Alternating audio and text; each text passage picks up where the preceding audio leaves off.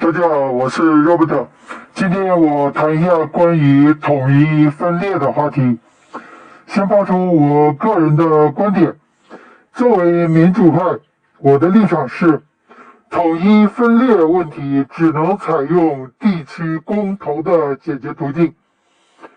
有很多民主派支持领土统一，也有很多民主派支持各地区独立建国。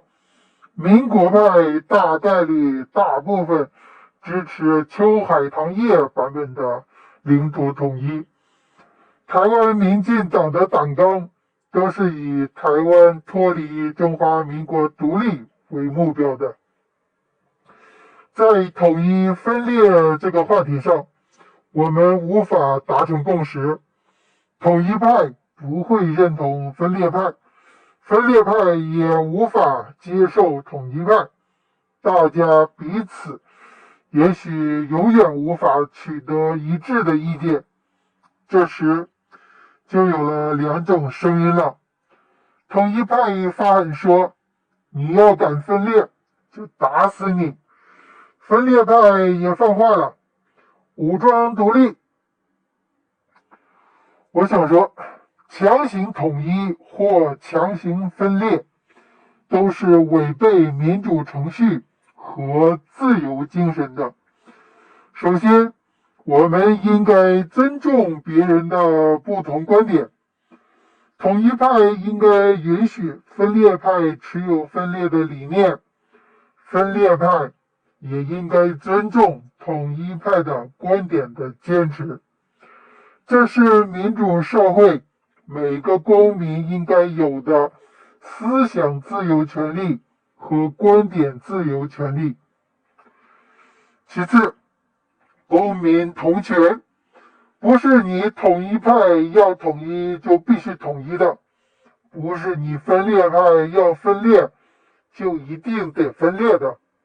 民主社会不是某个人、某些人要怎么样，然后别人就得迁就这个人、这些人。一个地区要不要独立，这个地区的所有人都有权利参与决策的。所以，基于民主原则，某个地区要不要独立，应该由这个地区的所有人来共同决定，也就是地区公投程序了。另外，还有个问题，为什么不是全民公投，而是地区公投？因为中华民国是联邦制国家，中华民国并非传统的秦制国家，中华民国的体制是和欧美一脉相承的。最初的制度就是孙文等人照着美国体制进行了微创新而来的。中华民国虽然不叫中华联邦，但实质是和美国没大区别的，是各村、各乡、各县、各省彼此互相独立、各自自主自治的。依据民主原则，一个地区加入联邦需要全民公投，一个地区离开联邦则应该地区公投。新加坡是被马来西亚其他地区公投抛弃出去的。美联邦最初也只有13州，后面都是一个个独立州加入进来的。夏威夷经过公投，然后经美联邦国会表决同意接收，而成为美联邦州之一的。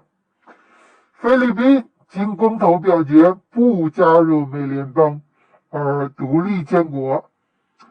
苏格兰经地区公投表决，仍然留在英格兰。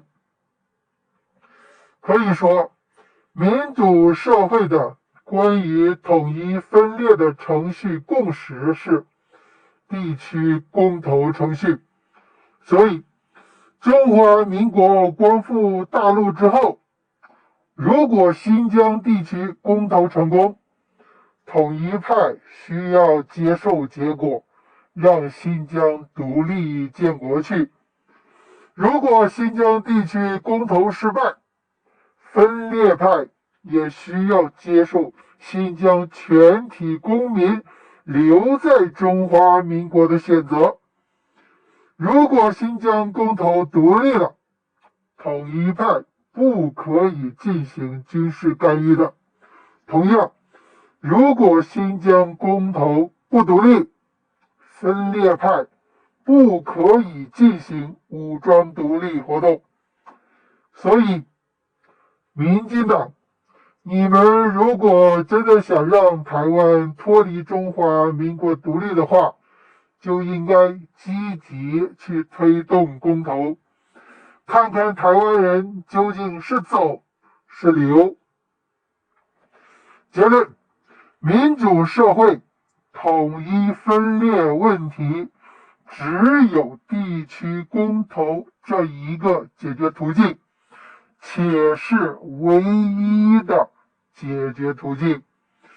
强行统一、强行分裂都是不可被接受的。武装统一、武装独立必须被遏制。好了，今天就这样，明天见。